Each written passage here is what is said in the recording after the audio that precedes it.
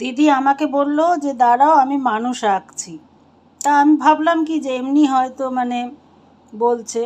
তা সত্যি সত্যি ও কিন্তু কোনো দিন কারোর কাছে আঁকা শেখে না, কিন্তু এত সুন্দর মানে ফার্স্ট টাইম ও যে আঁকবে আমি সত্যিও ভাবতে পারিনি।